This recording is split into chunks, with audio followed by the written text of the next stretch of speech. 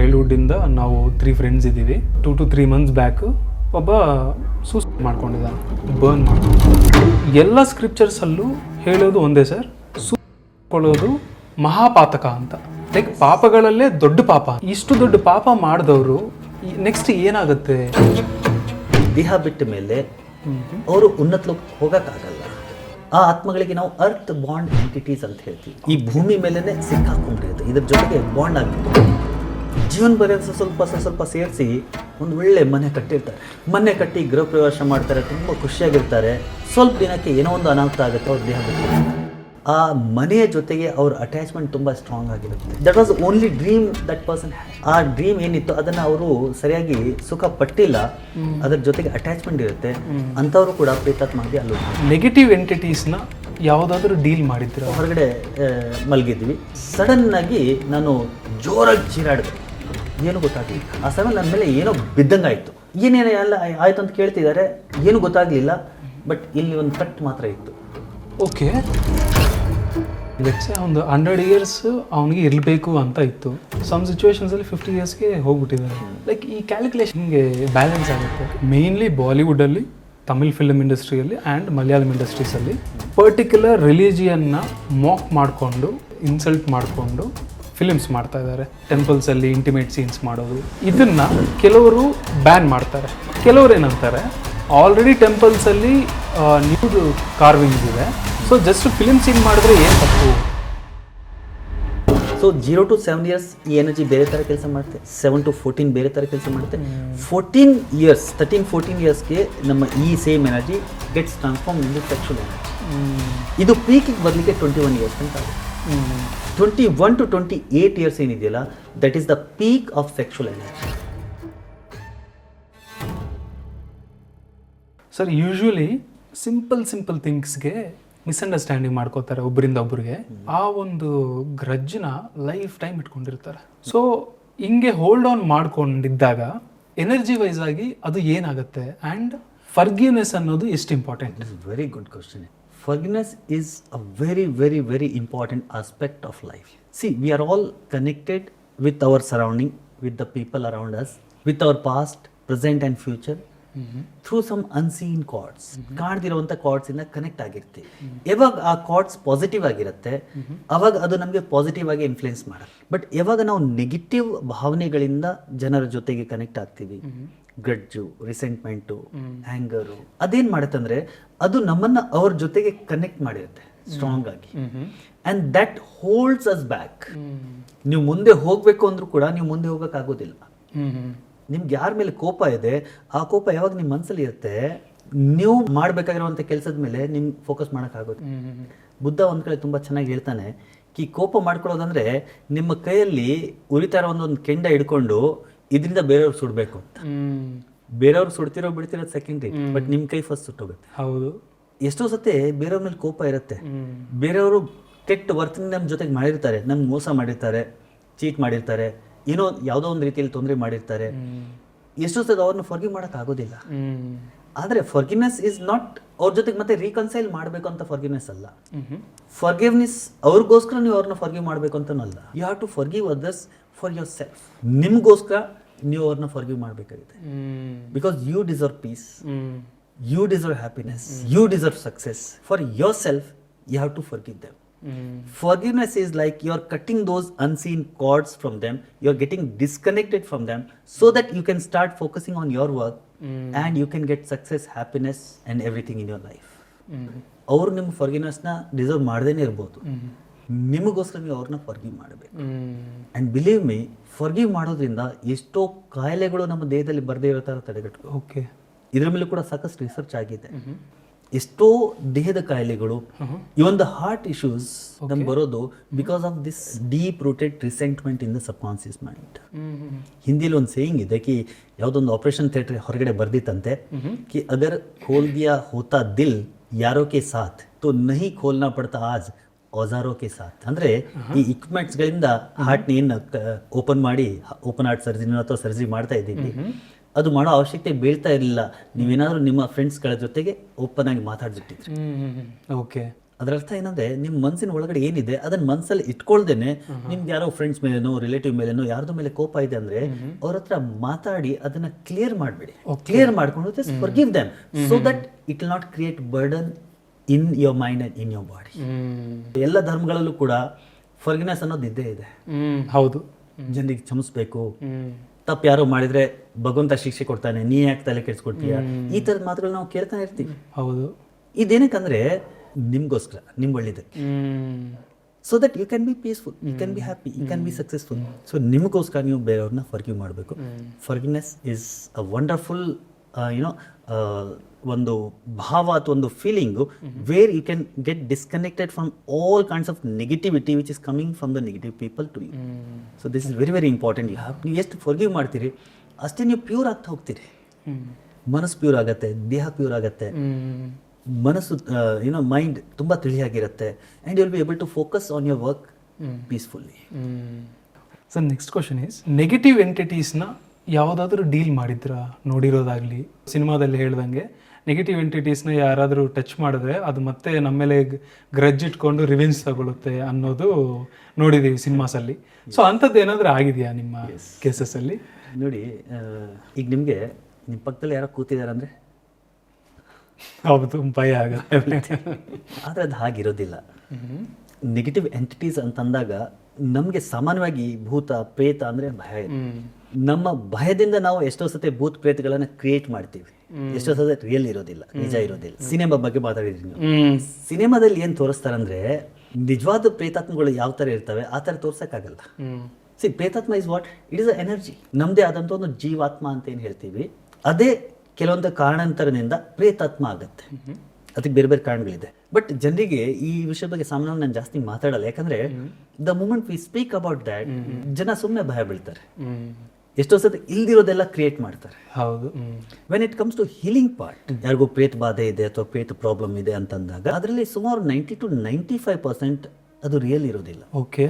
ನಮ್ಮ ಮನಸ್ಸಿನ ವೇದನೆ, ನಮ್ಮ ಮನಸ್ಸಿನ ನೋವುಗಳು ಬೇರೆ ಬೇರೆ ರೀತಿಯಲ್ಲಿ ನಮಗೆ ಅದು ಕ್ರಿಯೇಟ್ ಆಗುತ್ತೆ ಸಬ್ಕಾನ್ಸಿಯಸ್ ಮೈಂಡಲ್ಲಿ. ಅದು ಎಷ್ಟೋ ಸತೆ ಒಂದು ಪ್ರೇತಾತ್ಮ ಆಗಿ ನಮಗೆ ಕಾಡುತ್ತೆ. ಆದರೆ ಅದು ಪ್ರೇತಾತ್ಮ ಇರೋದಿಲ್ಲ, ನಮ್ಮದೇ ಮನಸ್ಸಿನ ವೇದನೆಗಳಿರುತ್ತೆ. ಹಾಗಾದರೆ ನಿಜ ಪ್ರೇತಾತ್ಮ ಇರಲ್ವ? ಖಂಡಿತ ಇರುತ್ತೆ. ನಾವು ಯಾವ ಥರ ಅದನ್ನು ಅಂದ್ಕೊಂಡಿದ್ದೀವಿ ಆ ಥರ ಇರೋದಿಲ್ಲ. ನನಗೂ ಮುಂಚೆ ಪ್ರೇತಾತ್ಮ ಅಂದರೆ ಭಯ ಇತ್ತು. ಯಾಕಂದ್ರೆ ನಮ್ಗೆಲ್ರಿಗೂ ಪ್ರೇತಾತ್ಮ ಅಂದಿದ ತಕ್ಷಣ ಕಲ್ಪನೆಗಳು ಏನು, ಸೀರಿಯಲ್ಗಳಲ್ಲಿ ಮೂವೀಸಲ್ಲಿ ಏನು ನೋಡಿದ್ದೀವಿ ಆ ಥರ ಇರುತ್ತಂತ.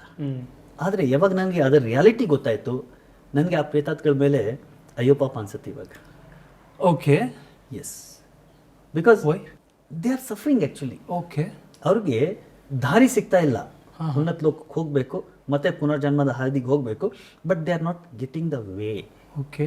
ಅವ್ರಿಗೆ ಯಾರಾದ್ರು ಸರಿಯಾದ ದಾರಿ ತೋರಿಸಿದ್ರೆ ಸಾಕು, ಅವ್ರು ಹೋಗ್ಲಿಕ್ಕೆ ರೆಡಿ ಆಗಿದ್ದಾರೆ. ಸೊ ಈ ಪ್ರೇತಾತ್ಮಗಳು ಅಂದ್ರೆ ಏನು ಆ್ಯಕ್ಚುಲಿ? ನನ್ನಿಂದ ನಿಮ್ಗೇನು ಭಯ ಆಗ್ತಾ ಇಲ್ಲ, ರೈಟ್? ಇದೇ ನಾನು ಈ ದೇಹ ಬಿಟ್ಟು ಬಂದಾಗ ನನ್ನಿಂದ ಯಾಕೆ ಭಯ ಆಗಬೇಕು? ಅರೆ ಗಡಿ, I am the same person. In fact ದೇಹ ಇದ್ರೆ ನಾನು ನಿಮ್ಗೆ ಏನಾದ್ರು ಹಾರ್ಮು ಮಾಡ್ಬೋದು, ಆದ್ರೆ ದೇಹ ಇಲ್ದಿರುವಾಗ I cannot even touch. It is a ಮನೋಶರೀರ ಅಥವಾ ಜೀವಾತ್ಮ ಅಂತ ನಾವೇನು ಹೇಳ್ತೀವಿ. ಆ ಆತ್ಮ ಅನ್ನುವಂಥ ಪದನೂ ಕೂಡ ತುಂಬಾ ಮಿಸ್ ಅಂಡರ್ಸ್ಟುಡ್ ಪದ ಇದೆ. ಇಟ್ ಇಸ್ ಆಕ್ಚುಲಿ ಜೀವಾತ್ಮ. ನಮ್ಮ ಒಳಗಡೆ ಒಂದು ಜೀವಾತ್ಮ ಅಂತ ಇರುತ್ತೆ, ಅದನ್ನೇ ನಾವು ಸೂಕ್ಷ್ಮ ಶರೀರ ಅಥವಾ ಮನೋಶರೀರ ಅಂತ ಹೇಳ್ತೀವಿ. ಆ ಮನೋಶರೀರವನ್ನೇ ಆಡು ಭಾಷೆಯಲ್ಲಿ, ದಿನನಿತ್ಯದ ಭಾಷೆಯಲ್ಲಿ ನಾವು ಆತ್ಮ ಅಂತ ಹೇಳ್ತೀವಿ. ಸೊ ಆತ್ಮ ಅಂತಾನೆ ಪದ ಉಪಯೋಗಿಸೋಣ. ಸೊ ಆತ್ಮ ಏನಂದ್ರೆ ಈ ದೇಹದ ಒಳಗಡೆ ಅಂತ ಆ ಒಂದು ಎನರ್ಜಿ.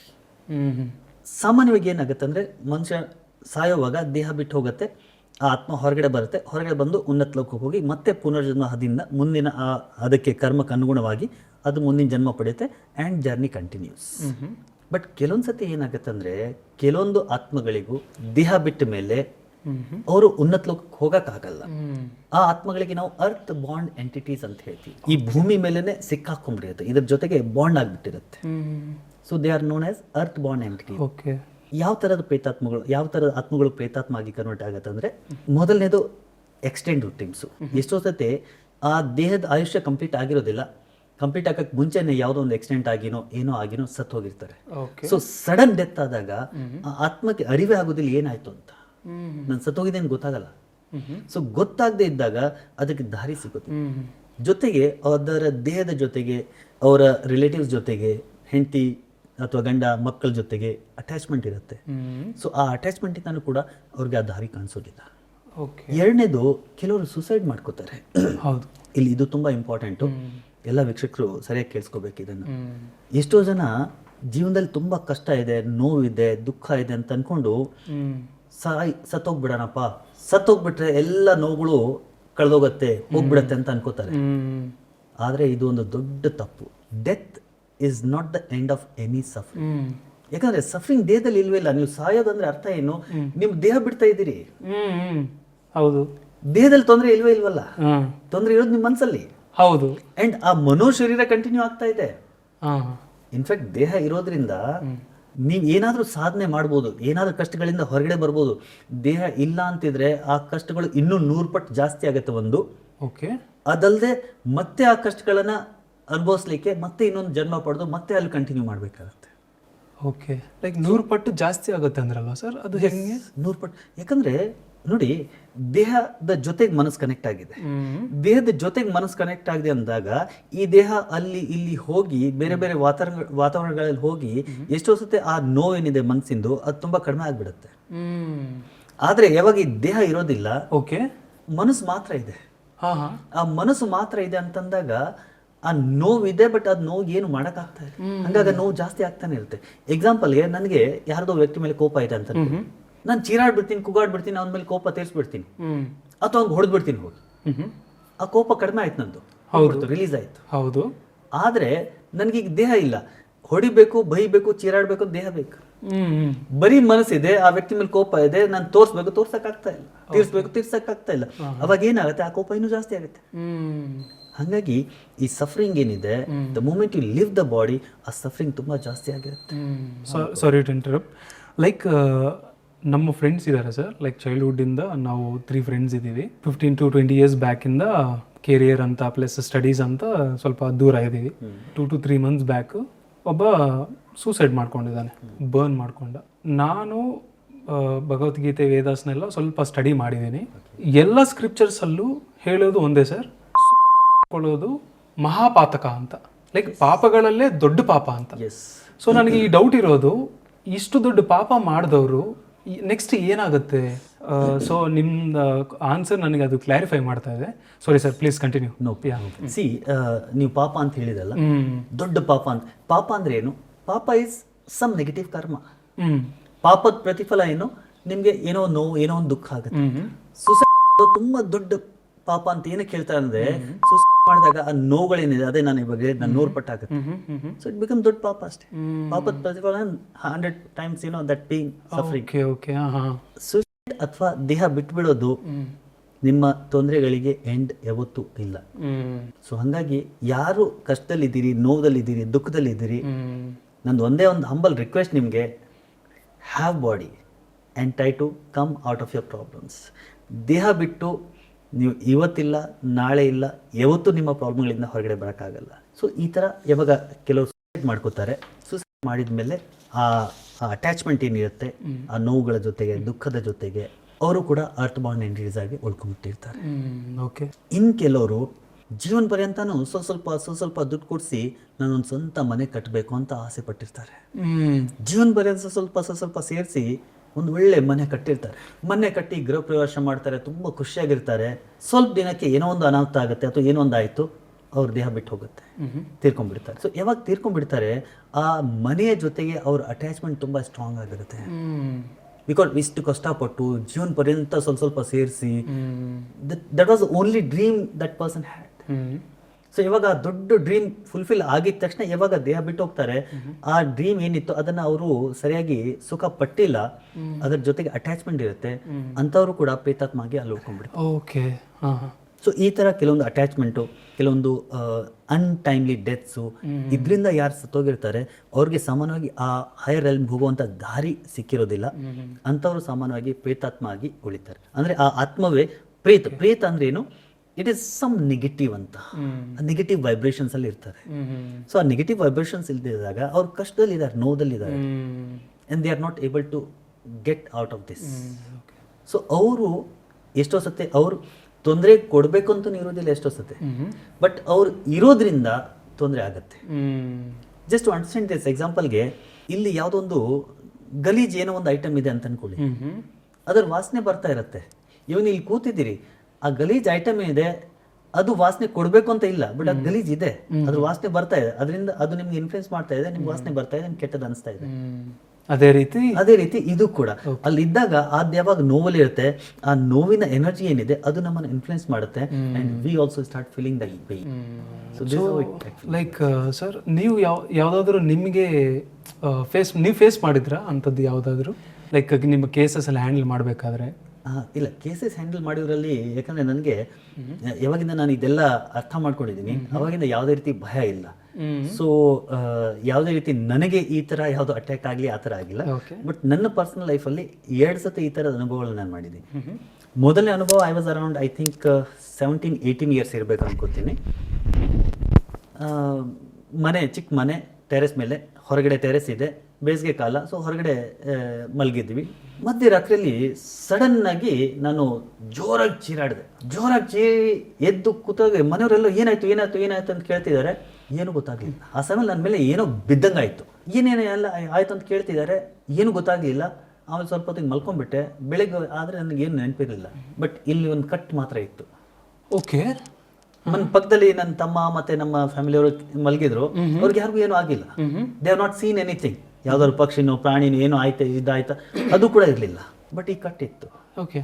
ದೆನ್ ಐ ರಿಯಲೈಸ್ ಕಿ something happened or something has happened. Okay. So later ನೀವು ಅದನ್ನ ಅನಲೈಸ್ ಮಾಡಿದ್ರಾ? ಲೈಕ್ ಆ ಸಮಯದಲ್ಲಿ ಮರ್ತೋಗಿದ್ವಿ, ಬಟ್ ಲೇಟರ್ ಯಾವಾಗ ನಾನು ಇದ್ರ ಬಗ್ಗೆ ಎಲ್ಲ ರಿಸರ್ಚ್ ಮಾಡ್ಲಿಕ್ಕೆ ಶುರು ಮಾಡಿದೆ, ಅವಾಗ ನಾನು ರಿಯಲೈಸ್ ಮಾಡ್ಕೊಂಡೆ ಈ ತರನೂ ಕೂಡ ಒಂದ್ಸತಿ ಆಗಿತ್ತು. Okay, that is to like ಅದು ನೆಗೆಟಿವಿಟಿ ಇಂದಾನೆ ಆಗಿದೆ ಅಂತ ನನಗೆ ಅನಿಸ್ತು, ಗೊತ್ತಾಯ್ತು. ಅದೇ ತರ ಇನ್ನೊಂದ್ಸತಿ ಮನೆ ಒಳಗಡೆ ಮಲಗಿದ್ದೀನಿ, ಹಾಲಲ್ಲಿ ಮಲಗಿದ್ದೀನಿ. ಮಧ್ಯರಾತ್ರಿ ಎಲ್ಲೋ ಐ ಥಿಂಕ್ ಟ್ರಾವೆಲ್ ಮಾಡ್ಕೊಂಡು ಬಂದಿದೆ, ತುಂಬಾ ಟಯರ್ಡ್ ಆಗಿದ್ದೀನಿ. ಮಧ್ಯರಾತ್ರಿ ಮಲಗಿದ್ದೀನಿ, ಸಡನ್ ಆಗಿ ನನ್ನ ಮೇಲೆ ಏನೋ ಬಂದು ಬಿದ್ದಂಗಾಯ್ತು. ಆ ಬಿದ್ದ ಫೋರ್ಸ್ಗೆ ನಾನು ದಬ್ ಅಂತ ಎದ್ದು ನೋಡ್ತೀನಿ, ನನ್ನ ಮೇಲಿಂದ ಏನೋ ಓಡೋದಂಗಾಯ್ತು. ಓಕೆ, ನೋಡಿದ್ರ? ಫೀಲ್ ಆಯ್ತು. ಆ ಗಾಳಿ ತರ ಹೋಯ್ತು. ಅಲ್ಲಿ ಒಳಗಡೆ ಒಂದು ರೂಮ್ ಇತ್ತು, ಆ ರೂಮ್ದು ಬಾಗಿಲು ದಬ್ ಅಂತ ಓಪನ್ ಆಯ್ತು. ಅಲ್ಲಿ ಯಾವುದೇ ರೀತಿ ಗಾಳಿ ಬರುವಂತ ಸಾಧ್ಯತೆ ಇಲ್ಲ. ಮನೆ ಒಳಗಡೆ ಕಿಟಕಿ ಎಲ್ಲ ಕ್ಲೋಸ್ ಆಗಿದೆ. ಆ ದಬ್ ಅಂತ ರೂಮ್ ಓಪನ್ ಆಯ್ತು. ರೂಮಿಂದ ಆ ಕಡೆ ಒಂದು ಕಿಟಕಿ ಇದೆ, ಆ ಕಿಟಕಿಯಿಂದ ಏನೋ ಹೊರಗಡೆ ಹೋದಂಗೆ ಫೀಲ್ ಆಯ್ತು. ಓಕೆ. ಅದೇನಾದ್ರು ಇಲ್ವೋ ಐ ಡೋಂಟ್ ನೋ, ಬಟ್ ಈ ತರ ಅನುಭವ ಆಗಿದೆ ಅನಿಸುತ್ತೆ. ಅಂಡ್ ಇದೆಲ್ಲ ಅನುಭವ ಆಗಿದೆ ಯಾವಾಗ ನನಗೆ ಇದರ ಅರಿವು ಇರಲಿಲ್ಲ. ಈ ಎಲ್ಲ ವಿಷಯಗಳ ಬಗ್ಗೆ ಅರಿವು ಆದ್ಮೇಲೆ ಈ ತರದ ಅನುಭವ ಯಾವ್ದು ಆಗಿಲ್ಲ. ಇನ್ಫ್ಯಾಕ್ಟ್ ಇವಾಗ ಈ ತರ ಎಲ್ಲಾರು ಬಂದ್ರೆ ಬನ್ನಿ ನಮಸ್ಕಾರ ಕೂತ್ಕೊಳ್ಳಿ ಅಂತ ಹೇಳ್ತೀನಿ. ಕಾಫಿ ಕುಡಿ ಅನ್ನೋ ಜೊತೆ ಕಾಫಿ ಕುಡಿದ್ಮೇಲೆ ದಾರಿ ತೋರಿಸ್ತೀನಿ, ಆ ದಾರಿಗೆ ಹೋಗಿ. ಬಟ್ ಇನ್ನೊಂದು ಮಾತು ಹೇಳಿಕ್ಕೆ ಇಷ್ಟಪಡ್ತೀನಿ, ಈ ತರ ಯಾವುದೇ ರೀತಿ ಪ್ರೇತಾತ್ಮ, ಭೂತ, ಪ್ರೇತ ಇದೆ ಅಂತಿದ್ರೆ ಭಯ ಬೀಳುವಂಥದ್ದು ಏನಿಲ್ಲ. You need not get scared of anything, because ಅವ್ರು ನಿಮಗೆ ತೊಂದರೆ ಕೊಡಬೇಕು ಅಂತನೂ ಇಲ್ಲ. ಸುಮ್ಮನೆ ಯಾರು ಬಂದು ತೊಂದರೆ ಕೊಡಲ್ಲ. ಅವರು ಕಷ್ಟದಲ್ಲಿದ್ದಾರೆ, ಹಾಗಾಗಿ ಅವ್ರ ಕಷ್ಟ ನಿಮಗೆ ಯಾವುದೋ ಒಂದು ರೀತಿಯಲ್ಲಿ ಇನ್ಫ್ಲೂಯೆನ್ಸ್ ಆಗ್ತದೆ. ಬಟ್ ಅದನ್ನ ನಾವು ಅಡ್ರೆಸ್ ಮಾಡ್ಬೋದು through hypnotherapy. We can release it, and ಅವ್ರಿಗೂ ಕೂಡ ಮುಕ್ತಿ ಆಗುತ್ತೆ. ಅವರಿಂದ ಇವ್ರಿಗೆ ಯಾರಿಗೆ ತೊಂದರೆ ಇದೆ ಅವ್ರಿಗೂ ಕೂಡ ಮುಕ್ತಿ ಆಗುತ್ತೆ. ಅಂಡ್ ಒಂದು ಒಳ್ಳೆ ಪುಣ್ಯದ ಕೆಲಸ ಮಾಡ್ತಾರಾಗುತ್ತೆ. ಒಂದು ಆತ್ಮಕ್ಕೆ ಮುಕ್ತಿ ಕೊಡೋದಂದ್ರೆ ಇಟ್ ಇಸ್ ತುಂಬಾ ದೊಡ್ಡ ಪುಣ್ಯ. ಹೇಗೆ ನೀವು ಹೇಳಿದ್ರಿ ಸೂಸೈಡ್ ಮಾಡೋದು ತುಂಬಾ ದೊಡ್ಡ ಪಾಪ, ಹಾಗೇನೆ ಈ ತರದ ಆತ್ಮಗಳಿಗೆ ಮುಕ್ತಿ ಕೊಡ್ಸೋದು ಒಂದು ತುಂಬಾ ದೊಡ್ಡ ಪುಣ್ಯದ ಕೆಲಸ. ಸರ್, ಲೈಕ್ ಇವಾಗ ಒನ್ಸ್ ಒಬ್ಬ ವ್ಯಕ್ತಿ ಸೂಸೈಡ್ ಮಾಡ್ಕೊಂಡು ತೀರೋಗಿರ್ತಾನೆ ಸರ್, ಲೈಕ್ ಅವನಿಗೆ ಲೆಟ್ಸ್ ಸೇ ಒಂದು 100 years ಅವನಿಗೆ ಇರಬೇಕು ಅಂತ ಇತ್ತು. ಸಮ್ ಸಿಚುವೇಶನ್ಸ್ ಅಲ್ಲಿ 50 yearsಗೆ ಹೋಗ್ಬಿಟ್ಟಿದ್ದಾನೆ. ಲೈಕ್ ಈ ಕ್ಯಾಲ್ಕುಲೇಷನ್ ಹೆಂಗೆ ಇದಾಗುತ್ತೆ ಸರ್, ಹಿಂಗೆ ಬ್ಯಾಲೆನ್ಸ್ ಆಗುತ್ತೆ? This also very important question. ಎಲ್ಲ ಜನ ಯಾರು ಸೂಸೈಡ್ ಮಾಡ್ಕೊಂಡು ಅಥವಾ ಆಕ್ಸಿಡೆಂಟಲ್ ಸಾಯ್ತಾರೋ ಎಲ್ಲರೂ ಪ್ರೇತಾತ್ಮಗಳಾಗಲ್ಲ. ಕೆಲವರಿಗೆ ಸೋಲ್ ಎಜೆಂಡಾದಲ್ಲಿ ಆ ತರ ಬರ್ಕೊಂಡು ಬಂದಿರ್ತಾರೆ, ಆಕ್ಸಿಡೆಂಟ್ ಆಗಿ ಸಾಯ್ಬೇಕು ಅಂತ ಬಂದಿರ್ತಾರೆ, ಸೂಸೈಡ್ ಮಾಡ್ಕೊಂಡು ಸಾಯ್ಬೇಕು ಅಂತ ಬಂದಿರ್ತಾರೆ. ಅದು ಒಂದು ಆತ್ಮದ ಅನುಭವ ಆಗಿರುತ್ತೆ. ಈ ತರನೇ ಎಕ್ಸ್ಪೀರಿಯನ್ಸ್ ಮಾಡ್ಬೇಕು ಡೆತ್ ಅಂತಾನು ಬಂದಿರ್ತಾರೆ. ಸೊ ಅಂತವ್ರು ಪ್ರೇತಾತ್ಮ ಆಗಲ್ಲ. ಅಂತವ್ರು ಯಾಕಂದ್ರೆ ದಟ್ ಸೋಲ್ ನೋಸ್ ಕಿ ನಾನು ಹೀಗೆ ದೇಹ ಬಿಡ್ಬೇಕು ಅಂತಿದ್ದೆ, ಆ ದೇಹ ಬಿಟ್ಟು ಹೋಗ್ಬಿಡ್ತಾರೆ. ಬಟ್ ಇನ್ ಕೆಲವರು ಯಾರಿಗೆ ಆ ತರ ದೇಹ ಬಿಡಬಾರ್ದು ಅಂತ ಇರ್ತಾರೋ, ಆ ತರ ದೇಹ ಬಿಟ್ಟಾಗ ಅವರು ಪ್ರೇತಾತ್ಮ ಆಗುವಂತ ಸಾಧ್ಯತೆ ಇರುತ್ತೆ. ಸೊ ಈ ಕ್ಯಾಲ್ಕುಲೇಷನ್ ಯಾರು ಮಾಡ್ತಾರೆ, ನಮ್ದೇ ಆತ್ಮ ಅಥವಾ ನಮ್ದೇ ಸೋಲ್ ಏನಿದೆ ಅದು ಕ್ಯಾಲ್ಕುಲೇಟ್ ಮಾಡೇ ಬರುತ್ತೆ. ಅಂದ್ರೆ ಈ ಆತ್ಮ ಈ ಜೀವನ ಈ ಜನ್ಮಕ್ಕೆ ಬರಕ್ ಮುಂಚೆನೆ ಕಂಪ್ಲೀಟ್ ಒಂದು ಬ್ಲೂ ಪ್ರಿಂಟ್ ಒಳ ಮನಸ್ಸಲ್ಲಿ ಅಥವಾ ನಾವು ಏನ್ ಜೀವಾತ್ಮ ಅಥವಾ ಸೂಕ್ಷ್ಮ ಶರೀರ ಅಂತ ಹೇಳ್ತೀವಿ, ಆ ಸೂಕ್ಷ್ಮ ಶರೀರದಲ್ಲಿ ಹಾಕೊಂಡು ಬಂದಿರುತ್ತೆ. ನಾನು ಈ ತರ ನನ್ನ ಚೈಲ್ಡ್ಹುಡ್ ಇರಬೇಕು, ಈ ತರ ನನ್ನ ಟೀನೇಜ್ ಇರಬೇಕು, ಇಷ್ಟು ವರ್ಷ ನಾನು ಬದುಕಬೇಕು, ಈ ತರ ಹುಡುಗಿ ಅಥವಾ ಹುಡುಗನ ಜೊತೆಗೆ ನಾನು ಮದುವೆ ಆಗಬೇಕು, ಈ ತರ ಮಕ್ಕಳು ನಾನು ಇರಬೇಕು, ಅಂಡ್ ಈ ವಯಸ್ಸಲ್ಲಿ ನಾನು ದೇಹ ಬಿಟ್ಟು ಮುಂದಿನ ಜರ್ನಿಗೆ ಹೋಗಬೇಕು. ಸೊ ಇದು ಪೂರ್ತಿ ಬ್ಲೂ ಪ್ರಿಂಟ್ ಹಾಕೊಂಡ್ ಬಂದಿರ್ತೀವಿ, ಅದಕ್ಕೆ ತಕ್ಕಂತೆ ನಮ್ಮ ಜೀವನ ನಡೀತಾ ಇರುತ್ತೆ. ಸರ್, ಫ್ಯೂ ಇಯರ್ಸಿಂದ ಮೇನ್ಲಿ ಬಾಲಿವುಡಲ್ಲಿ, ತಮಿಳ್ ಫಿಲ್ಮ್ ಇಂಡಸ್ಟ್ರಿಯಲ್ಲಿ ಆ್ಯಂಡ್ ಮಲಯಾಳಂ ಇಂಡಸ್ಟ್ರೀಸಲ್ಲಿ ಪರ್ಟಿಕ್ಯುಲರ್ ರಿಲಿಜಿಯನ್ನ ಮಾಕ್ ಮಾಡಿಕೊಂಡು ಅದ್ರ ಬಗ್ಗೆ ಇನ್ಸಲ್ಟ್ ಮಾಡಿಕೊಂಡು ಫಿಲಿಮ್ಸ್ ಮಾಡ್ತಾ ಇದ್ದಾರೆ. ಲೈಕ್ ಟೆಂಪಲ್ಸಲ್ಲಿ ಇಂಟಿಮೇಟ್ ಸೀನ್ಸ್ ಮಾಡೋದು, ಈ ಥರದ್ದು. ಇದನ್ನ ಕೆಲವರು ಬ್ಯಾನ್ ಮಾಡ್ತಾರೆ. ಕೆಲವರು ಏನಂತಾರೆ, ಆಲ್ರೆಡಿ ಟೆಂಪಲ್ಸಲ್ಲಿ ನ್ಯೂಡ್ ಕಾರ್ವಿಂಗ್ಸ್ ಇದೆ, ಸೊ ಜಸ್ಟ್ ಫಿಲಿಮ್ ಸೀನ್ ಮಾಡಿದ್ರೆ ಏನು ತಪ್ಪು ಹಂಗನ್ನೋರು ಇದ್ದಾರೆ. ಮೈ ಕ್ವಶನ್ ಈಸ್, ಸೊ ಟೆಂಪಲ್ಸಲ್ಲಿ ಈ ಥರ ನ್ಯೂಡ್ ಕಾರ್ವಿಂಗ್ಸ್ ಏನಕ್ಕಿದೆ? It's wonderful question. First of all, religious ಅಥವಾ ರಿಲಿಜನ್ ಬಗ್ಗೆ ನಾನೇನು ಮಾತಾಡಕ್ಕೆ ಹೋಗಲ್ಲ. ಬಿಕಾಸ್ ಪ್ರತಿ ರಿಲಿಜನ್ ಕೂಡ ಅವ್ರವ್ರದ್ದಾದಂಥ ಒಂದು ಸೆಲ್ಫ್ ಒಂದು ಏನಿದೆ ಬಿಲೀಫ್ ಅಷ್ಟೇ. ಸೊ ನೀವು ಯಾವ ಧರ್ಮವನ್ನು ನಂಬ್ತೀರಿ, ಇನ್ಫ್ಯಾಕ್ಟ್ ನನ್ನ ಹತ್ರ ಬಂದರೆ ನೀವು ಧರ್ಮನ ನಂಬಿದ್ರು ಕೂಡ ಐ ಅಕ್ಸೆಪ್ಟ್, ಯಾವುದೇ ಧರ್ಮ ನಂಬಲ್ಲ ಐ ಅಕ್ಸೆಪ್ಟ್. ದೇವ್ರು ನಂಬ್ತೀರ ಅಂದ್ರೂ ಕೂಡ ನಾನು ಅಕ್ಸೆಪ್ಟ್ ಮಾಡ್ತೀನಿ, ದೇವ್ರು ನಂಬಲ್ಲ ಅಂದ್ರೂ ಕೂಡ ಐ ಅಕ್ಸೆಪ್ಟ್. ಯಾಕಂದರೆ it is completely individual choice. ನೀವು ಯಾವ ಧರ್ಮವನ್ನು ನಂಬ್ತೀರಿ, ಯಾವ ದೇವ್ರನ್ನ ನಂಬ್ತೀರಿ, ನಂಬಲ್ಲ, it is all your choice, ನಿಮ್ಮ ಅಂಡರ್ಸ್ಟ್ಯಾಂಡಿಂಗ್ ಅಷ್ಟೇ. ಸೊ ಆ ಧರ್ಮದ ಪಾರ್ಟ್ನ ಪಕ್ಕಕ್ಕೆ ಇಟ್ಬಿಡೋಣ. ನಾವು ಕಮಿಂಗ್ ಟು ಈ ಹಳೆ ದೇವಸ್ಥಾನಗಳಲ್ಲಿ ಹೊರಗಿನ ಇದರಲ್ಲಿ ಈ ಸೆಕ್ಷುವಲ್ ಏನೊಂದು ವಿಗ್ರಹಗಳಿದ್ದಾವೆ ಅಥವಾ ಮೂರ್ತಿಗಳಿದ್ದಾವೆ, ಅದು ಯಾಕಿದೆ ಅಂತ ಅದರ ಹಿಂದೆ ಒಂದು ದೊಡ್ಡ ಸೈನ್ಸ್ ಅಡಗಿದೆ. ಇನ್ಫ್ಯಾಕ್ಟ್ ನಮ್ಮ ಒಂದು ಹಿಂದೂ ಕಲ್ಚರಲ್ ಅಥವಾ ಭಾರತೀಯ ಕಲ್ಚರಲ್ಲಿ ಸೆಕ್ಸ್ನ ಯಾವತ್ತೂ ತುಂಬ ಕೆಟ್ಟದ್ದು ಅಥವಾ ತುಂಬ ಹೇಯವಾದದ್ದು ಅಂತ ನಾವು ಯಾವತ್ತೂ ನೋಡಿರಲಿಲ್ಲ. ಇನ್ಫ್ಯಾಕ್ಟ್ ಇದನ್ನ ತುಂಬ ಪವಿತ್ರ and pure aspect of life ಅಂತ ಅಕ್ಸೆಪ್ಟ್ ಮಾಡಿದ್ವಿ. ಅದಕ್ಕೆ ಕಾಮಶಾಸ್ತ್ರ ಅಂತ ನಮ್ಮ ಇಂಡಿಯನ್ ಇದರಲ್ಲಿ ಬರೆದವ್ರನ್ನ ಮಹರ್ಷಿ ವಾತ್ಸಾಯನ ಅಂತ ಹೇಳ್ತೀವಿ. ಹಿ ವಾಸ್ ಅ ಮಹರ್ಷಿ, ಋಷಿ ಆಗಿದ್ರು. ಅವರು ಕಾಮಶಾಸ್ತ್ರವನ್ನು ಬರ್ತಿದ್ದಾರೆ. ಹಾಗಾದ್ರೆ ಒಂದು ಋಷಿಯ ಪದವಿ ಅವ್ರು ಕೊಟ್ಟಿದ್ದೀವಿ ಅಂದರೆ ಅದು ಕೆಟ್ಟದಂತ ಇರೋಕ್ಕೆ ಸಾಧ್ಯನೇ ಇಲ್ಲ. ಆದರೆ ಹಿಂದಿನ ಸುಮಾರು 800-1000 ವರ್ಷಗಳಲ್ಲಿ ನಮ್ಮ ಇಂಡಿಯಾದಲ್ಲಿ ಇದೇನು ಸೆಕ್ಸನ್ನು ದೃಷ್ಟಿಯಿಂದ ನೋಡೋದು ಅಥವಾ ಕೆಟ್ಟ ದೃಷ್ಟಿಯಿಂದ ನೋಡೋದಿದೆ ಬೆಳೆದಿರೋ ಕಾರಣ ಏನಂದರೆ, ನಮ್ಮ ಇಂಡಿಯಾಗೆ ಯಾವಾಗ ಮುಗಲ್ಸ್ ಬಂದರು, ಅದಾದ್ಮೇಲೆ ಬ್ರಿಟಿಷರ್ಸ್ ಬಂದರು, they have spoiled the real culture of India. ಈ ಸೆಕ್ಸ್ ಎಜುಕೇಷನ್ ಇದೆಯಲ್ಲ, it was deep rooted in the Indian culture. Sex ಅನ್ನೋದೊಂದು ಯಜ್ಞ ಥರ ತಗೊಂಡಿದ್ರು, ಅಷ್ಟು ಪವಿತ್ರವಾಗಿತ್ತು. ಈ ಎನರ್ಜಿ ನೋಡ್ರಿ ಎಷ್ಟು ಬ್ಯೂಟಿಫುಲ್ ಆಗಿದೆ. ಸೆಕ್ಸ್ ಇಂದ ನಿಮ್ಮ ತರ ಒಂದು ವ್ಯಕ್ತಿನ ನೀವು ಸೃಷ್ಟಿ ಮಾಡ್ತಾ ಇದ್ದೀರಿ. ಒಂದ್ ವೇಳೆ ನನ್ನ ತಂದೆ ತಾಯಿ ಅಥವಾ ನಿಮ್ಮ ತಂದೆ ತಾಯಿ ಇದು ಕೆಟ್ಟದು ಮಾಡೋದು ಬೇಡ ಅಂತಿದ್ರೆ ನಾವು ನೀವು ಇಲ್ಲಿ ಇರ್ತಾ ಇರ್ಲಿಲ್ಲ. So you can create a person like you just by this sexual act. And ಮಜಾ ನೋಡಿ, ಈ ಸೆಕ್ಸ್ ಹಿಂಗೆ ಮಾಡಬೇಕು ಅಂತ, ಸಾರಿ ಸ್ವಲ್ಪ ಓಪನ್ ಆಗಿ ಮಾತಾಡ್ತೀನಿ ದಯವಿಟ್ಟು, ಯಾಕಂದ್ರೆ ಇದು ತುಂಬಾ ಇಂಪಾರ್ಟೆಂಟ್ ಆಸ್ಪೆಕ್ಟ್. ಕಂಪ್ಲೀಟ್ಲಿ ಇಲ್ಲಿಟರಲ್ ಪೀಪಲ್ಗೂ ಕೂಡ ಗೊತ್ತು ಸೆಕ್ಸ್ ಹೇಗೆ ಮಾಡಬೇಕು ಅಂತ. ನಮ್ಮ ಮನೇಲಿ ನೋಡಿ ನೀವು ತಾತ ಅಜ್ಜಿನೋ ಅಥವಾ ಅವರು ಎಷ್ಟೋ ಜನ ಓದೇ ಇರಲಿಲ್ಲ, ಬಟ್ ಅವರು ಕೂಡ ಮಕ್ಕಳನ್ನ ಎತ್ತಿದ್ದಾರೆ. ಎಷ್ಟು ಸಿಂಪಲ್ ಆಕ್ಟ್ ಆಗಿದ್ದು ನಿಮ್ಮ ತರ ಒಂದು ವ್ಯಕ್ತಿನ ಸೃಷ್ಟಿ ಮಾಡುತ್ತೆ ಅದು. ಈ ತರದ ವ್ಯಕ್ತಿಯನ್ನ ಸೈನ್ಸ್ ಇಷ್ಟೊಂದು ಡೆವಲಪ್ ಆಗಿದೆ ಇವತ್ತು. ಸೈಂಟಿಫಿಕ್ ಲ್ಯಾಬ್ ಅಲ್ಲಿ ನಮ್ಮ ತರ ಒಂದು ವ್ಯಕ್ತಿ ಒಂದು ಹೆಣ್ಣು ಮತ್ತೆ ಗಂಡಿನ ಆಸ್ಪೆಕ್ಟ್ ತಗೊಳ್ದೇನೆ ಮ್ಯಾನುಫ್ಯಾಕ್ಚರ್ ಮಾಡಕ್ ಆಗಲ್ಲ. ಇಷ್ಟು ಬೆಳೆದಿದ್ರು ಕೂಡ ಸೈನ್ಸ್ 2 ಅಂಶ ಬೇಕೇ ಬೇಕು. ಭಗವಂತ ಎಷ್ಟು ಸಿಂಪಲ್ ಆಗಿ ಮಾಡ್ತಾರೆ. ಈವನ್ IVF ಅಂತ ಏನ್ ಮಾಡ್ತಾರೆ, ಅದು ಕೂಡ ಈ ಗಂಡು ಮತ್ತೆ ಹೆಣ್ಣಿನ ಅಂಶಗಳನ್ನ ತಗೊಂಡು ಆ ಟೆಸ್ಟ್ ಟ್ಯೂಬ್ ಅಲ್ಲಿ ಅದನ್ನ ಡೆವಲಪ್ ಮಾಡಿ ಆಮೇಲೆ ಮತ್ತೆ ಗರ್ಭದಲ್ಲಿ ಸೇರಿಸಲೇಬೇಕು. ತಾಯಿ ಗರ್ಭ ಬೇಕೇ ಬೇಕು. ಅಂದ್ರೆ ಭಗವಂತ ಎಷ್ಟು ಸಿಂಪಲ್ ಆಗಿ ಈ ಸೃಷ್ಟಿನ ಮಾಡಿದ್ದಾನೆ. So is a very important aspect. ಇವತ್ತು ಇನ್ಫ್ಯಾಕ್ಟ್ ಏನು ಈ ರೇಪ್ ಕೇಸಸ್ ಅಥವಾ ಸೆಕ್ಷುವಲ್ ಅಬ್ಯೂಸ್ ಆಗ್ತಾ ಇದೆ, this is what I feel is it is because of no proper education about the sex. ಹಿಂದಿನ ಕಾಲದಲ್ಲಿ ಗುರುಕುಲಕ್ಕೆ ಮಕ್ಕಳು ಹೋಗ್ತಾ ಇರುವಾಗ ಗುರುಕುಲದಲ್ಲಿ ಸೆಕ್ಸ್ ಎಜುಕೇಶನ್ ಮಾಡ್ತಾ ಇದ್ರು. 64 ಕಲಾಸ್ ಅಂತ ನಾವು ಏನ್ ಹೇಳ್ತೀವಿ, ಆ ಕಲಾಸ್ ಅಲ್ಲಿ ಕಾಮ್ ಕಲಾ ಕೂಡ ಒಂದು ಮಕ್ಕಳಿಗೆ ಹೇಳ್ಕೊಡ್ತಾ ಇದ್ರು. ಅದೇ ಹೆಣ್ಮಕ್ಳಿಗೆ ತಾಯಂದ್ರು ಹೇಳ್ಕೊಡ್ತಾ ಇದ್ರು. ಅಷ್ಟೇ ಅಲ್ಲ, how to respect the opposite sex body ಅಂತ ಹೇಳ್ಕೊಡ್ತಾರೆ. ಇವತ್ತು ಈ ಸಾಕಷ್ಟು ರೇಪ್ ಆಗ್ಲಿಕ್ಕೆ ಅಥವಾ ಸೆಕ್ಷುವಲ್ ಅಬ್ಯೂಸ್ ಆಗ್ಲಿಕ್ಕೆ ಕಾರಣ ಏನಂದ್ರೆ, the people are not respecting the opposite body. ಇವತ್ತು ನಮ್ಮ ಕಲ್ಚರಲ್ಲಿ ಹೆಣ್ಮಕ್ಳಿಗೆ ದೇವಿ ಅಂತ ಹೇಳ್ತಾರೆ, ಹೆಸರುಗಳ ಜೊತೆ ಕೂಡ ದೇವಿ, ಸೋ ದೇವಿ ಅಂತ. ದೇವಿ ಅಂದ್ರೇನು? ಭಗವಂತನ ಭಗವತಿಯ ರೂಪ ಅಂತ. ಹೌದು, ಎಷ್ಟು ಬ್ಯೂಟಿಫುಲ್ ಆಗಿ ಕ್ರಿಯೇಟ್ ಮಾಡಿ. ಅಂದ್ರೆ ಒಂದು ಹೆಣ್ಣಿನ ದೇಹ ಅಂತಂದಾಗ ಭಗವಂತನ ದೇಹ ಅಂತ ಅರ್ಥ. How to respect that we should know it. Unfortunately ಮದುವೆ ಆಗಿರುವಂತ ಗಂಡು ಹೆಣ್ಣಿಗೂ ಕೂಡ ಅಪೋಸಿಟ್ ಪರ್ಸನ್ದು ದೇಹವನ್ನು ಹೇಗೆ ರೆಸ್ಪೆಕ್ಟ್ ಮಾಡಬೇಕು ಅಂತ ಗೊತ್ತಿಲ್ಲ. It is so unfortunate. ಹಾಗಾಗಿ ಇವತ್ತು ಎಷ್ಟೋ ಜನರಿಗೆ ದೈಹಿಕ ಸುಖ ಸಿಗ್ತಾ ಇಲ್ಲ, ಎಷ್ಟೋ ಜನರು ಎಕ್ಸ್ಟ್ರಾ ಮ್ಯಾರಿಟಲ್ ಅಫೇರ್ಸ್ಗಳಿಗೆ ಹೋಗ್ತಿದ್ದಾರೆ, ಎಷ್ಟೋ ಜನರಿಗೆ ನಾನಾ ರೀತಿಯ ರಿಲೇಶನ್ಶಿಪ್ ಪ್ರಾಬ್ಲಮ್ಗಳು ಆಗ್ತಾ ಇರೋದು ಬಿಕಾಸ್ ಆಫ್ ನಾಟ್ ರೆಸ್ಪೆಕ್ಟಿಂಗ್. ಈ ಪ್ರಾಪರ್ ಎಜುಕೇಶನ್ ಇಲ್ದಿರೋದ್ರಿಂದ ನಮ್ಗೆ ಗೊತ್ತಿಲ್ಲ. Because this whole journey of sex is from body to the soul. ದೇಹದಿಂದ ಆತ್ಮದ ಜರ್ನಿ ಇದು. ಓಶೋ ಅವ್ರ ಇದ್ರ ಬಗ್ಗೆ ತುಂಬಾ ಚೆನ್ನಾಗಿ ಓಶೋ ಅವ್ರ ಒಂದು ಪುಸ್ತಕ ಕೂಡ ಇದೆ, ನೀವು ಕೇಳಿದಿರೋ ಅಥವಾ ಓದಿದಿರೋ ಗೊತ್ತಿಲ್ಲ, ಸೆಕ್ಸ್ ಟು ಸೂಪರ್ ಕಾನ್ಸಿಯಸ್ನೆಸ್ ಅಂತ.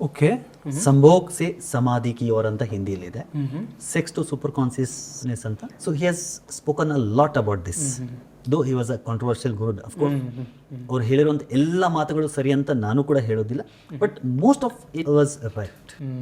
ತುಂಬ ಚೆನ್ನಾಗಿ ಮಾತಾಡಿದ್ದಾರೆ ಇದ್ರ ಬಗ್ಗೆ ಸ್ಪೆಷಲ್ ಆಗಿ. ಈ ದೇಹದಿಂದ ಆತ್ಮದ ಯಾತ್ರೆ ಆಗಬೇಕು ಅಂದರೆ first you have to accept this act as a divine act. ಯಾಕಂದರೆ ಈ ಶಕ್ತಿ ಏನಿದೆಯಲ್ಲ, sex energy, this the basic energy we all have. In fact the same energy gets transformed in different energies every 7 years once. ನಿಮ್ಗೆ ಎಷ್ಟೋ ಅನ್ಸುತ್ತೆ ಕಿ ಮಕ್ಕಳಲ್ಲಿ energy ಇದೆಯಾ? ಹಾಗಾದ್ರೆ ಹೌದು, ಮಕ್ಕಳಲ್ಲೂ ಕೂಡ ಎನರ್ಜಿ ಇರುತ್ತೆ. ಆದರೆ ಚಿಕ್ಕ ಮಕ್ಕಳು ಏನು ಮಾಡ್ತಾರೆ ಅಂದರೆ ಈ ಎನರ್ಜಿನ ಬೇರೆ ರೀತಿಯಲ್ಲಿ ಖರ್ಚು ಮಾಡ್ತಾರೆ, ಆಟ ಆಡಿಕೊಂಡು, ಡಾನ್ಸ್ ಮಾಡಿಕೊಂಡು. ಈಗ ನೋಡಿ, ಚಿಕ್ಕ ಮಕ್ಕಳು ಬೆಳಗಿನ ಸಂಜೆ ತನಕ ಏನೇನು ಆ್ಯಕ್ಟ್ ಮಾಡ್ತಾರೆ, ಎಷ್ಟು ಎಲ್ಲಿ ಜಂಪ್ ಮಾಡ್ತಾರೆ, ಎಷ್ಟು ಆಟ ಆಡ್ತಾರೆ, ಬೆಡ್ ಮೇಲೆ ಹತ್ತಾರೆ, ಕೆಳಗೆ ಇಳಿತಾರೆ. ಒಂದು ಚಿಕ್ಕ ಮಗು ಏನು ಮಾಡ್ತಾ ಇದೆ, ನೀವು ಒಂದು 5-10 ನಿಮಿಷ ಮಾಡಿ ನೋಡಿ, 10 minutesಗಿಂತ ಜಾಸ್ತಿ ನೀವು ಮಾಡೋಕ್ಕಾಗಲ್ಲ, ಸುಸ್ತಾಯ್ತು ಅನ್ಸುತ್ತೆ. ಬಟ್ ಅವರಲ್ಲಿ ಅಷ್ಟು ಎನರ್ಜಿ ಇದೆ. ಎಲ್ಲಿಂದ ಬರ್ತಾ ಇದೆ? This the energy. ಇದೇ ಸೇಮ್ ಎನರ್ಜಿ ಅವ್ರು ದೊಡ್ಡವ್ರು ಆಗ್ತಾ ಇದ್ದಂಗೆ ಸೆಕ್ಸ್ ಎನರ್ಜಿ ಕನ್ವರ್ಟ್ ಆಗ್ತಾ ಇದೆ. ಆ್ಯಂಡ್ ಆ ಸೆಕ್ಸ್ ಎನರ್ಜಿ ಕನ್ವರ್ಟ್ ಆದಾಗ ಅದು ನಮ್ಮ ಥರ ಒಂದು ವ್ಯಕ್ತಿನ ಮ್ಯಾನಿಫೆಸ್ಟ್ ಮಾಡುವಂಥ ಶಕ್ತಿ ಪಡೆಯುತ್ತೆ. ಆ್ಯಂಡ್ ಇದೇ ಎನರ್ಜಿ ದೊಡ್ಡವ್ರು ಆಗ್ತಾ ಇದ್ದಂಗೆ ಬೇರೆ ಬೇರೆ ರೀತಿಯಲ್ಲಿ ನಿಮ್ಮ ಇವನ್ ಔಟರ್ ಸಕ್ಸಸ್ಸು ಕೂಡ that is also the same energy getting transformed into something else. ಒಂದು ಪುಸ್ತಕ ಇದೆ, ಥಿಂಕ್ ಆ್ಯಂಡ್ ಗ್ರೋ ರಿಚ್ ಅಂತ. ಅದರಲ್ಲಿ ನೆಪೋಲಿಯನ್ ಹಿಲ್ ಅವರು ಹೇಳ್ತಾರೆ ಕಿ the highest successful people in this world are also the highest sexual people in the world. ಅಂದ್ರೆ ಯಾರಲ್ಲಿ ಈ ಸೆಕ್ಸ್ ಎನರ್ಜಿ ತುಂಬಾ ಜಾಸ್ತಿ ಇದೆಯೋ ಅವರು ಜಾಸ್ತಿ ಸಕ್ಸಸ್ಫುಲ್ ಆಗುವಂತ ಸಾಧ್ಯತೆ ಕೂಡ ಜಾಸ್ತಿ ಆಗಿದೆ. ಲೈಕ್ ಸರ್, ಅದು the same energy get transformed into their success ಅಂತ. ಓಕೆ, ಲೈಕ್ ನಾನು ಓದಿರೋ ಪ್ರಕಾರ ಸರ್, ಸೇಮ್ ನೀವು ಹೇಳಿದ್ದೆ, ಆ ಎನರ್ಜಿ ಅನ್ನೋದು ಅವರು ಹೋಲ್ಡ್ ಮಾಡಿರ್ತಾರೆ, ಲೈಕ್ ಅದನ್ನ ಯೂಸ್ ಮಾಡಿರಲ್ಲ ಅನ್ನೋದು ನಾನು ಓದಿದ್ದೆ. ಗೊತ್ತಿಲ್ಲ. ಹೋಲ್ಡ್ ಮಾಡೋದಂದ್ರೆ ಏನು? You cannot hold it actually. Energy has to always flow. Okay, it flows in different directions at different age of life. As I told you, 7 years once energy change ಆಗ್ತಾ ಇರುತ್ತೆ. So 0 to 7 years ಈ energy ಬೇರೆ ತರ ಕೆಲಸ ಮಾಡುತ್ತೆ, 7 to 14 ಬೇರೆ ತರ ಕೆಲಸ ಮಾಡುತ್ತೆ, 14 years 13-14 yearsಗೆ ನಮ್ಮ ಈ same energy gets transform into sexual energy. ಇದು ಪೀಕಿಗೆ ಬರ್ಲಿಕ್ಕೆ 21 years ತನಕ ಆಗುತ್ತೆ. 21 to 28 years ಏನಿದೆಯಲ್ಲ, that is the peak of sexual energy. So ಈ ಸಮಯದಲ್ಲಿ ಸಾಮಾನ್ಯವಾಗಿ ಮದುವೆ ಮಾಡೋದಾಗ್ಲಿ, ಮಕ್ಕಳನ್ನ ಮಾಡೋದಾಗ್ಲಿ 21 to 28 ಮಧ್ಯದಲ್ಲಿ ಮಾಡಬೇಕು. ಅಂಡ್ 21 to 28 and 28 to 35 ತನಕ ಈ ಎನರ್ಜಿ ಪೀಕಲ್ಲಿ ಇರುತ್ತೆ. 35 ಆದಮೇಲೆ, ಹಾಗಾಗಿ ನೋಡಿ, ಸಾಮಾನ್ಯವಾಗಿ 21 ಇಂದ 35 ವರ್ಷದ ಮಧ್ಯದ ಜನರಿಗೆ ನೋಡಿ ನೀವು, they will be more into sexual activities. Opposite sex ಕಡೆ ಅಟ್ರಾಕ್ಷನ್ ಜಾಸ್ತಿ ಇರುತ್ತೆ. 35 ಆದ್ಮೇಲೆ they start thinking about their career, their growth. ಈ ತರ ಬಂಗ್ಲೆ ಇರಬೇಕು, ಈ ತರ ಮನೆ ಇರಬೇಕು, ಈ ತರ ಕಾರ್ ಇರಬೇಕು. ಅಂಡ್ 35 to 42 ತನಕ ಅದು ಹೈಟ್ಗೆ ರೀಚ್ ಆಗುತ್ತೆ. And the maximum successful people ಈ ಜಗತ್ತಲ್ಲಿ ಯಾರಿದ್ದಾರಲ್ಲ, ದೇ ಆರ್ ಆಲ್ 42+. ಕೆಲವ್ರು ಮಾತ್ರ ಬಿಟ್ಬಿಟ್ರೆ ಹೈಯೆಸ್ಟ್ ಸಕ್ಸಸ್ ಸಿಕ್ಕಿರೋದು after 42 only. Okay, you see anybody ತುಂಬಾ ಸಕ್ಸಸ್ಫುಲ್ ಪೀಪಲ್ ಆಗಿರೋ, ಕೆಲವರು ಬಿಟ್ಬಿಡೋಣ, ಕೆಲವರು ಇರ್ತಾರೆ ಚಿಕ್ಕ ವಯಸ್ಸಲ್ಲೂ ಕೂಡ ಸಕ್ಸಸ್ಫುಲ್ ಆಗಿರ್ತಾರೆ. ಬಟ್ ಮ್ಯಾಕ್ಸಿಮಮ್ ಪರ್ಸೆಂಟೇಜು 42 years ಆದ್ಮೇಲೆ ಅವ್ರು ಸಕ್ಸಸ್ಫುಲ್ ಆಗಿರ್ತಾರೆ. ದ ಸೇಮ್ ಎನರ್ಜಿ ನಾವು it is getting transform into their external success. Okay, so 42 to 49 years and 49 to 56 years ತನಕ ಈ 14 years ಈ ಹೊರ ಜಗತ್ನಲ್ಲಿ ಏನೇನು ಎಂಪೈರ್ ಕ್ರಿಯೇಟ್ ಮಾಡಬೇಕು ಅದೆಲ್ಲ ಕ್ರಿಯೇಟ್ ಮಾಡ್ತಾರೆ. And after 56, the same energy transformed into something else, and ಆದ್ಮೇಲೆ they want to give it back to the society. ಸಮಾಜಕ್ಕೆ ಏನಾರು ಒಂದು ಮಾಡಬೇಕು ಅಂತ.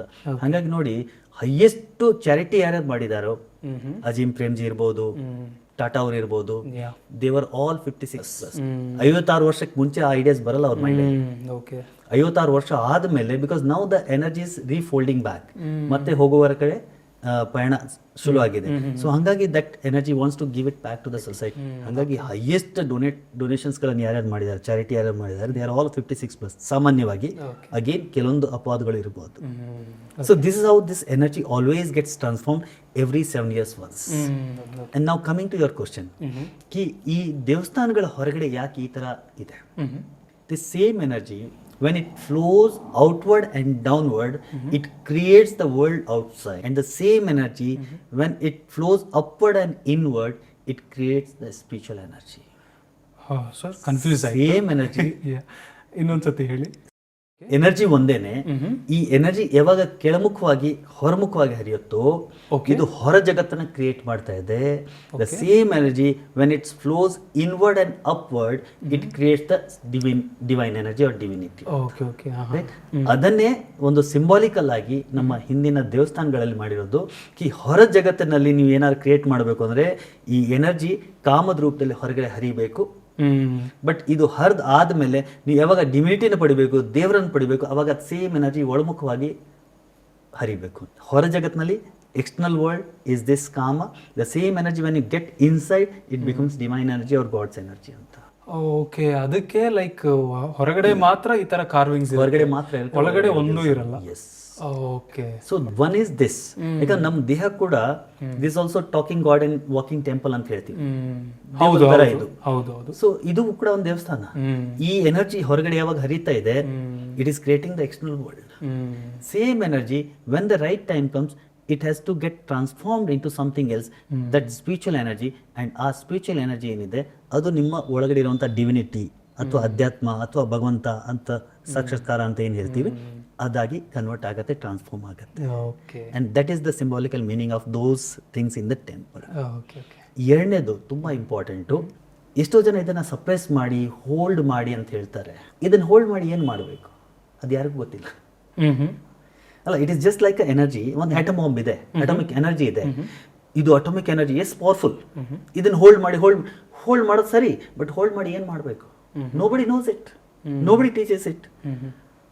ಅಟಮ್ ಬಾಂಬ್ನ ನಿಮ್ಮ ಕೈಲಿ ಇಟ್ಕೊಂಡು ಅದಕ್ಕೆ ಏನು ಮಾಡಬೇಕು ಅಂತ ಗೊತ್ತಿಲ್ಲ ಅಂತಂದಾಗ ಇದು ಯಾವಾಗೋ ಒಂದ್ಸತಿ ಬ್ಲಾಸ್ಟ್ ಆಗುತ್ತೆ, ನಿಮ್ಮನ್ನೇ ಹಾಳು ಮಾಡುತ್ತೆ. ಸೊ ಸೆಕ್ಷುವಲ್ ಎನರ್ಜಿನ ಹೋಲ್ಡ್ ಮಾಡಿ ಏನು ಪ್ರಯೋಜನ ಇಲ್ಲ.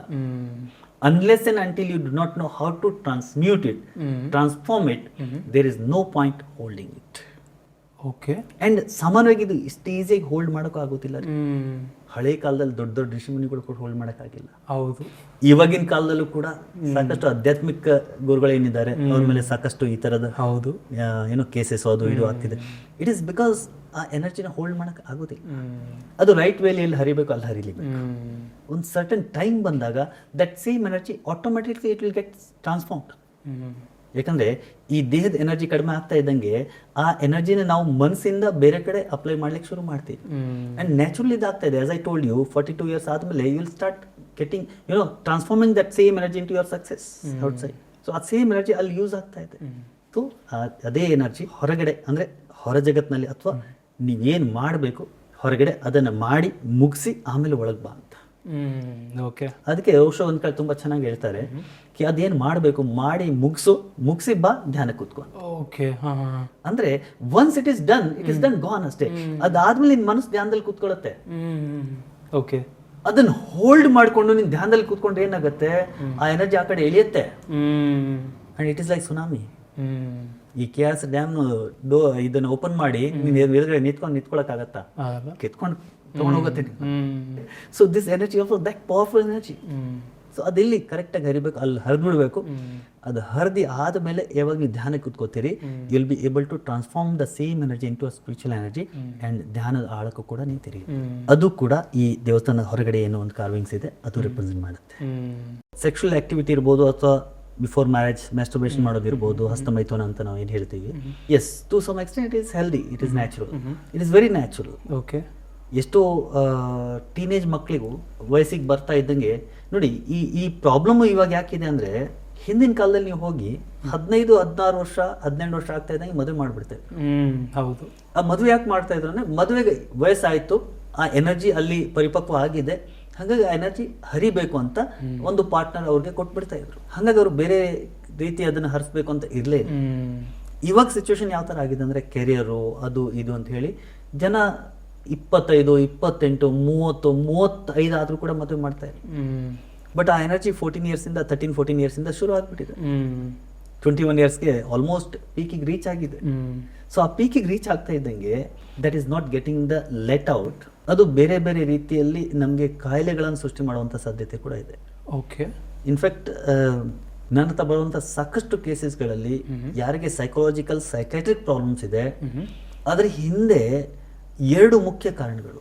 ಒಂದು ರಿಲಿಜಿಯಸ್ ಸಪ್ರೆಷನ್ಸು, ಇನ್ನೊಂದು ಸೆಕ್ಷುವಲ್ ಸಪ್ರೆಷನ್ಸ್. ರಿಲಿಜಿಯಸ್ ಸಪ್ರೆಷನ್ಸ್ ಅಂದರೆ ರಿಲಿಜಿಯಸ್ ಆಗಿ ಫೋರ್ ಫಾದರ್ಸ್ ಇಂದ ಏನು ಮಾಡ್ಕೊಂಡು ಬರ್ತಾ ಇದ್ದಾರೆ, ಹೊಸ ಜನರೇಷನ್ಗೆ ಅದು ಏನಂತಾನೆ ಗೊತ್ತಿಲ್ಲ. ಓಕೆ. ಬಟ್ ಅದನ್ನು ಮಾಡು ಅಂತ ಫೋರ್ಸ್ ಮಾಡ್ತಾರೆ. ಸೊ ಫೋರ್ಸಿಬಲಿ ಮಾಡ್ತಾರೆ. ಎಷ್ಟು ಜನ ಮಾಡಕ್ಕೆ ಇಷ್ಟ ಇಲ್ಲ, ಫೋರ್ಸಿಬಲಿ ಮಾಡ್ತಾರೆ. Okay okay.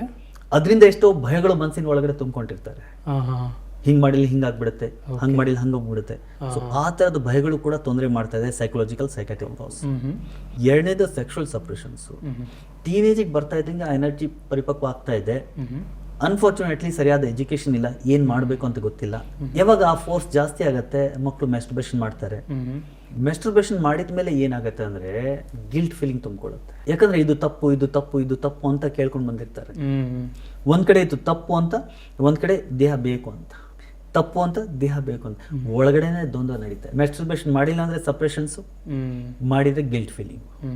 ಎರಡೂ ರೀತಿಯಲ್ಲಿ ನೆಗೆಟಿವ್ ಇಂಪ್ರೆಷನ್ಸ್ಗಳನ್ನು ಸಬ್ಕಾನ್ಸಿಯಸ್ ಮಾಡ್ತು. ಸೊ ಹಾಗಾಗಿ ಈ ಎನರ್ಜಿ ಹೇಗೆ ಹರಿಬೇಕು ಅಲ್ಲಿ ಹರಿಲೇಬೇಕು. ಯಾವುದೇ ರೀತಿ ಸ್ಟ್ರೆಸ್ ತಗೊಳ್ಳೋ ಅವಶ್ಯಕತೆ ಇಲ್ಲ. Masturbation is a natural process. Almost data ಹೇಳುತ್ತೆ कि 90% of the men does masturbation, 70% of the women does masturbation. So it's very natural. ಅತಿ ಆದಾಗ ಅತಿ ಸರ್ವಥಾ ವರ್ಜಿತೆ. ಯಾವುದೇ ಒಂದು ಇದು ಅತಿ ಆಯ್ತು, ಊಟನೂ ಕೂಡ ನೀವು ಅತಿಯಾಗಿ ಮಾಡಿದ್ರೆ ಇಟ್ ಇಸ್ ವೆರಿ ಡೇಂಜರಸ್. ಹೌದು. ಸೊ ಅತಿ ಸರ್ವಥಾ ವರ್ಜಿತೆ. ಆದರೆ ಲಿಮಿಟ್ ಅಲ್ಲಿ ಇದೆ, it is always healthy and good. Sir thank you so much. ನಿಮ್ಮ ಸುಮಾರು ಅವರ್ಸ್ ನೀವು ತಗೊಂಡಿದ್ವಿ, ನಿಮ್ಮ time thanks for giving us time. Thank you so much for inviting me and I really loved to talk with you and team ಜೊತೆಗೆ. I really spent very good. So much for inviting. And ಈ ಥರ ಮುಂದೆನೂ ಕೂಡ ಯಾವುದಾದ್ರು podcast ಮಾಡೋದಾದ್ರೆ ಖಂಡಿತ I will be there. Because ಈ ಪಾಡ್ಕಾಸ್ಟಿಂದ ಸಾಕಷ್ಟು ಜನರಿಗೆ ಯಾವುದೋ ಒಂದಿಲ್ಲ ಒಂದು ರೀತಿಯಲ್ಲಿ ಹೆಲ್ಪ್ ಆಗುತ್ತೆ. And my only motto of life is to help the people by one or the other way. And what services I provide like hypnotherapy ಇರ್ಬೋದು, ಪಾಸ್ಬೋದು, ಹೀಲಿಂಗ್ ಇರ್ಬೋದು, ಆ್ಯಂಡ್ ಟ್ರೈನಿಂಗ್ಸ್ ಇರ್ಬೋದು, ಇದೆಲ್ಲ ಮಾಡೋದು ಕಾರಣ ಅಷ್ಟೇನೆ. ನನ್ನ ಒಂದು ಮಾತು ಕೂಡ ಒಬ್ಬರ ಜೀವನನೂ ಕೂಡ ಪರಿವರ್ತನೆ ಮಾಡ್ತು ಅಂತಿದ್ರೆ that is the real guru dakshina. I always say ಕಿ ಐ ಗೆಟ್ ಇಟ್. ಇವತ್ತಿನ ಈ ಒಂದು ಪಾಡ್ಕಾಸ್ಟ್ ಕೂಡ ನಾನು ನಿಮಗೆ ಮಾಡಿಸ್ಕೊಟ್ಟಿದ್ದೀನಿ. Thank you so much for this. Thank you so much sir.